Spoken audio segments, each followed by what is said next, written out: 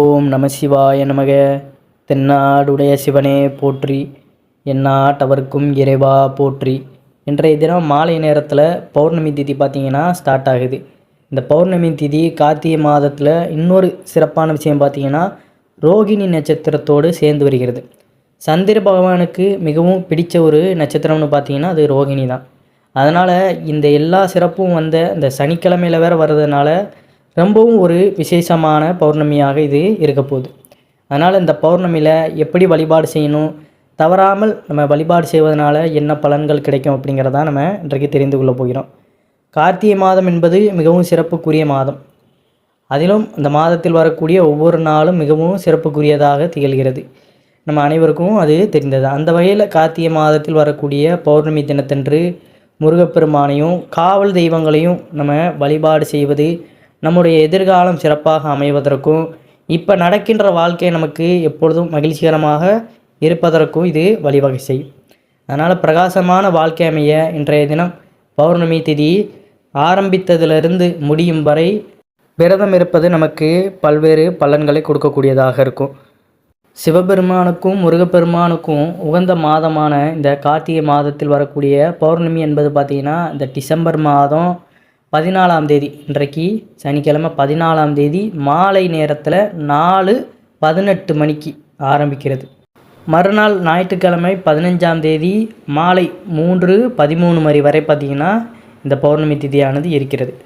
இந்த நேரத்தில் முருகப்பெருமானை நினைத்து விரதமிருந்து வழிபாடு செய்வதன் மூலம் பௌர்ணமி தினத்தன்று முழு நிலவு எப்படி பிரகாசமாக தெரிகிறதோ அதே போல் நம்முடைய எதிர்காலமும் பிரகாசமாக இருக்கும் என்று கூறப்படுகிறது. இந்த விரதத்தை பார்த்தீங்கன்னா நீங்கள் இன்றைக்கு பௌர்ணமி ஸ்டார்ட் ஆகும் பார்த்தீங்களா, அந்த மாலை நேரத்திலிருந்தே நீங்கள் இருக்க ஆரம்பிச்சிடலாம். அதை பற்றியே நம்ம விரிவாக பார்க்கலாம். நம்மளுடைய சேனலுக்கும் முதன்முறையாக வர்றவங்க சப்ஸ்கிரைப் பண்ணி மறக்காமல் உங்களுடைய நண்பர்களுக்கும் இந்த பதிவானதை பகிர்ந்து கொள்ளுங்கள். பௌர்ணமி என்பது அனைத்து தெய்வங்களுக்கும் உகந்த தினமாக கருதப்படுகிறது. அன்றைய தினத்தில் அனைத்து தெய்வ ஆலயங்களிலும் சிறப்பான வழிபாடுகளும் பூஜை முறைகளும் இருக்கும். நாமும் அதே போல் வீட்டில் பௌர்ணமி தினத்தன்று சிறப்பாக வழிபாடுகளை மேற்கொள்வோம். எப்பொழுதும் செய்யும் வழிபாடோடு முருகப்பெருமானையும் இந்த பௌர்ணமி தினத்தில் வழிபாடு செய்யும் பொழுது நமக்கு பலவிதமான நன்மைகள் உண்டாகும் என்று கூறப்படுகிறது. இந்த வழிபாட்டிற்கு பார்த்திங்கன்னா கண்டிப்பான முறையில் விரதம் இருக்க வேண்டும். பௌர்ணமி தினம் எந்த நேரத்தில் ஆரம்பிக்கிறதோ, அதாவது சனிக்கிழமை மாலை நேரத்தில் ஆரம்பிக்கிறது என்னும் பட்சத்தில் அந்த நேரத்திலிருந்து அந்த பௌர்ணமி திதி நிறைவடையும் வரை நம்ம விரதத்தை மேற்கொள்ளலாம். ராகு காலம் யமகண்டத்தை தவிர்த்து மீதம் இருக்கக்கூடிய நேரத்தில் முருகப்பெருமானுக்கு நம்ம பூஜை முறைகளை செய்யலாம். இப்போ பெரும்பாலும் பார்த்திங்கன்னா மழை ரொம்ப அதிகமாக பெய்யுது. அதனால் வெளியே போய் நம்ம கோயில்களுக்கெல்லாம் சென்று கும்பிடுவது அப்படிங்கிறது ஒரு இயலாத காரியம். வீட்டிலையே முழு பயபக்தியோடு நம்ம முருகப்பெருமானை வழிபட்டாலே போதுமானதான். முருகனின் சிலை அல்லது வேல் இருக்கும் பட்சத்தில் சந்தனத்தினால் அதை அபிஷேகம் செய்ய வேண்டும். பிறகு வாசனை நிறைந்த மலர்களால் அவருக்கு அலங்காரம் செய்து கொள்ளுங்கள். அர்ச்சனைக்கும் வாசனை நிறைந்த மலர்களையே பயன்படுத்துங்கள். நைவேத்தியமாக பால் சாதம், இளநீர், பால் பாயாசம் போன்றவற்றை நம்ம வைக்கலாம். பிறகு ஒரு தாம்பாளத்தட்டில் 6 அகல் விளக்குகளை வைத்து சுத்தமான பசுநெய் ஊற்றி திரி போட்டு வடக்கு பார்த்தவாறு நம்ம தீபமேற்ற வேண்டும். தீபமேற்றி முடித்த பிறகு அந்த தீபச்சுடரொலியை பார்த்தவாறு ஓம் சரவணபவாய நமக என்னும் மந்திரத்தை 108 முறை நம்ம உச்சரிக்க வேண்டும். அவ்வாறு உச்சரிக்கும் போது மலர்களால் அர்ச்சனை செய்து கொள்ளலாம். அர்ச்சனை அனைத்தும் நிறைவடைந்த பிறகு கற்பூர தீப தூப ஆராதனை காட்டி வழிபாட்டை நம்ம நிறைவு செய்து கொள்ள வேண்டும். நீங்கள் எப்பொழுது வழிபாட்டை செய்தாலும் பௌர்ணமி திதி நிறைவடைந்த பிறகு தான் உங்களுடைய விரதத்தை பூர்த்தி செய்ய வேண்டும் என்பது குறிப்பிடத்தக்கது. நம்மளுடைய எதிர்காலம் எப்படி இருந்தாலும் பரவாயில்ல, நமக்கு வருகின்ற அந்த சந்ததிகள், அடுத்து வருகின்ற தங்களுடைய பிள்ளைகளின் எதிர்காலம் சிறப்பாக இருக்க வேண்டும் என்று தான் ஒவ்வொரு பெற்றோர்களும் நினைப்பார்கள். அந்த வகையில் பிள்ளைகளின் எதிர்காலம் சிறப்பாக இருக்க வேண்டும் என்பதற்காவது கார்த்திகை பௌர்ணமி தினத்தன்று முருகப்பெருமானை நினைத்து இந்த முறையில் நீங்கள் விரதமிருந்து வழிபாடு செய்யலாம் அப்படிங்கிறது தான். அதே போல் பௌர்ணமி என்றாலே அன்றைய நாளில் சந்திரனின் ஆதிக்கம் அதிகமாக இருக்கும் என்று கேள்விப்பட்டிருப்போம். அப்படிப்பட்ட சந்திரனுக்கு மிகவும் பிடித்தமான நட்சத்திரமாக திகழ்வது தான் ரோகிணி நட்சத்திரம். ரோகிணி நட்சத்திரத்தில் வரக்கூடிய பௌர்ணமிக்கு அதிக அளவில் பலன் இருக்கிறது என்றே கூற வேண்டும். மேலும் அது சனிக்கிழமையில் வருவது என்பது இன்னும் கூடுதல் விசேஷத்தை நமக்கு தரக்கூடியது. அப்படிப்பட்ட நாளில் நம்ம காவல் தெய்வங்களை வழிபாடு செய்வதும் நமக்கு பலவிதமான நன்மைகளை உண்டாக்கும் என்று கூறப்படுகிறது. அந்த வழிபாட்டையும் நம்ம பார்க்கலாம்.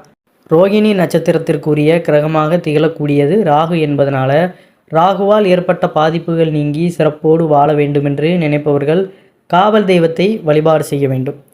மேலும் அன்றைய தினம் சனிக்கிழமை சனி பகவானுக்கும் உரிய தினமாக இருக்கின்றது.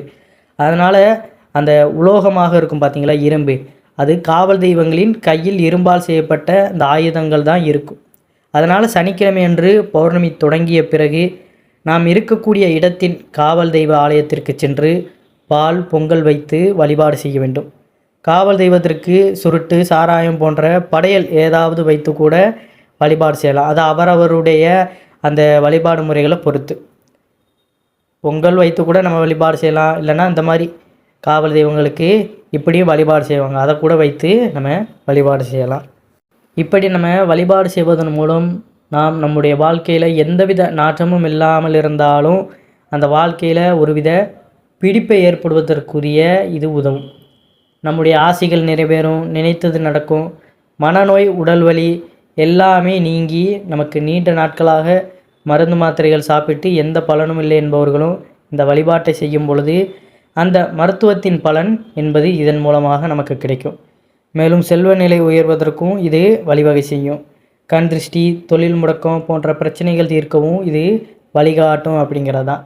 மேலும் கணவன் மனைவிக்கிடையே எப்பேற்பட்ட மனக்கசப்பு இருந்தாலும், பிரிந்து வாழும் சூழ்நிலை இருந்தாலும், இந்த முறையில் கணவனோ மனைவியோ யார் சேர வேண்டும் அப்படின்னு நினைக்கிறவங்க இந்த வழிபாடை மனப்பூர்வமாக உங்களது குலதெய்வ காவல் தெய்வம்னு இருக்கும், அவங்களுக்கு நீங்கள் இந்த மாதிரி படையலிட்டு வழிபாடு செய்யும் பொழுது அவர்கள் உங்கள் வசம் வந்து இருவரும் ஒற்றுமையுடன் மகிழ்ச்சியுடன் வாழ்வார்கள் அப்படிங்கிறதான் ஒரு ஐதீகம்.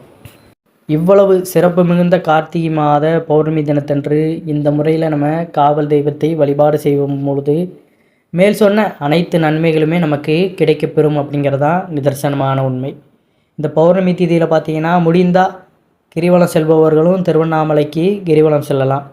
ஏன்னா மழை வேறு ரொம்ப பெஞ்சு அந்த இடத்துல பார்த்திங்கன்னா திருவண்ணாமலையில் ரொம்ப உயிர் சேதங்கள் வேறு ஏற்பட்டிருக்கு. அதனால் கொஞ்சம் கவனமாக கிரிவலம் செல்பவர்களும் பார்த்து செல்லுங்கள். எப்பொழுதும் ஈசனையே மனதார நினைத்து கொண்டு கிரிவலத்திற்குள்ளே நம்ம நுழைய அந்த கோபுரத்தை தரிசனம் செய்துட்டு நம்ம கிரிவல பாதையில் சுற்ற ஆரம்பிச்சிட்டோம் என்றாலே நமக்கு முழுக்க முழுக்க இறைவன் ஈசனை தவிர எந்த ஒரு சிந்தையும் இருக்கக்கூடாது. மனதிற்குள்ளோ வாயாரோ ஓம் நமசிவாய ஓம் நமசிவாயன்னு நம்ம கூறிக்கொண்டே சென்று கொண்டு இருக்கணும். அதை தவிர்த்து எந்த விதமான மனசஞ்சலங்களையும் நமக்குள்ளே போட்டுக்கொள்ளக்கூடாது.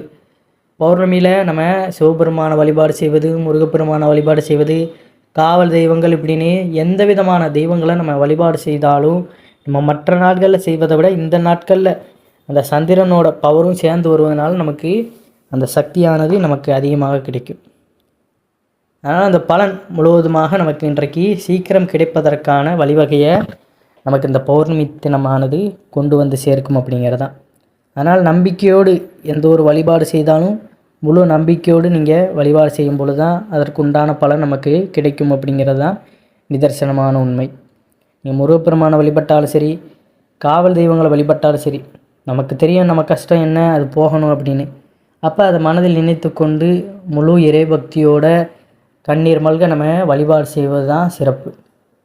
நம்ம கஷ்டங்கள் நம்ம நினைத்தாலே நமக்கு இறைவனை பார்க்கும் பொழுதே, சந்தைக்குள்ளே போகும் பொழுதே, அவரை பார்க்கும் பொழுதே ஆட்டோமேட்டிக்காக அந்த கண்ணீர் பார்த்திங்கன்னா வரத்தான் செய்யும்.